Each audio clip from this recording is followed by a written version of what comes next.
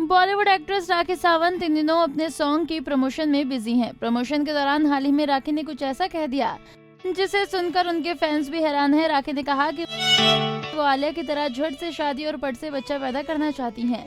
दरअसल हाल ही में राखी बॉयफ्रेंड आदिल के साथ रेडियो जॉकी शार्दुल पंडित के चैट शो में पहुंची थी, जिसका वीडियो शार्दुल ने अपने सोशल मीडिया पर शेयर की।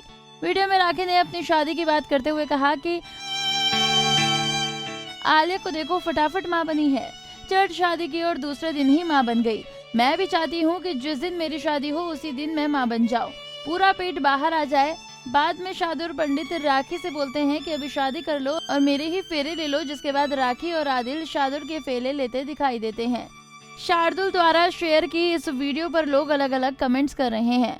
यहाँ पर आपको बता दें कि राखी ने कुछ समय पहले कहा था कि वो अपनी शादी बिग बॉस के घर में करना चाहती हैं। वो चाहती हैं कि वो बिग बॉस 16 में जाएं और बॉयफ्रेंड आदिल के साथ, और वहीं पर दोनों की शादी हो और कन्यादान सलमान खान करें। हालांकि इससे पहले सिद्धार्थ कनन को दिए इंटरव्यू में राखी ने खुलासा किया था कि उनकी शादी अब तक आदिल से क्यों नहीं हुई। राखी के मुताबिक अगर वो आदिल के घर में बहू बन जाएंगी तो उनके बॉयफ्रेंड की बहन की शादी नहीं हो पाएगी। एक्ट्रेस ने कहा था कि बॉलीवुड में कितने मुस्लिम हैं, क्या सबकी शादियां नहीं हुई? क्या सब लड़कियों ने एक्सपोज नहीं किया? क्या बहुत सारी मुस्लिम लड़कियों ने आइटम सॉन्ग नहीं किए? तो अगर मेरे अलग बैकग्राउंड से होने के बाद भी इनमें मेरी शादी होती है तो किसी पर क्या प्रभाव पड़ेगा? बता दें कि पिछले साल राखी बिग बॉस के घर पर अपने पति रितेश के साथ पहुंची थी। राखी के मुताबिक साल 2019 में उन्होंने बिजनेसमैन रितेश से शादी की थी। हालांकि इसी साल की शुरुआत में रितेश और राखी अलग हो गए। अलग होने पर रितेश और राखी के बीच कहासुनी हुई थी। राखी ने रितेश के खिलाफ मीडिया में बहुत कुछ कहा। ये भी कहा कि रितेश ने मेरी मां को टॉर्चर किया। सिद्धार्थ कानन के साथ की बातचीत में राखी ने बताया था कि आखिर क्यों उन्होंने रितेश को छोड़ा। राखी ने कहा था कि रितेश और मेरा 3 साल का रिलेशनशिप, लेकिन हम साथ रहे ही नहीं। वो विदेश में रहता था और जैसे ही वो मुंबई आया तो हम बिग बॉस में चले गए, क्योंकि उस वक्त सभी लोग मुझे गद्दार, धोखेबाज और झूठी कहते थे। उस वक्त लोग कहते थे कि इसने शादी नहीं की, बस पब्लिसिटी के लिए ये सब कहती रहती है। वो आदमी मुझे धमकी देता था कि अगर शादी की फोटो बाहर गई तो मैं तुम्हें डिवोर्स दे दूंगा। मेरी शादी में मेरी माँ और भाई था, लेकिन उनकी तरफ से कोई नहीं था। उस वक्त रितेश ने मुझे नहीं बताया था कि वो पहले से शादीशुदा है। और राखी ने यह भी कहा कि उस वक्त उन्हें बस शादी करनी थी, इसलिए वो रितेश की बातों में आ गई।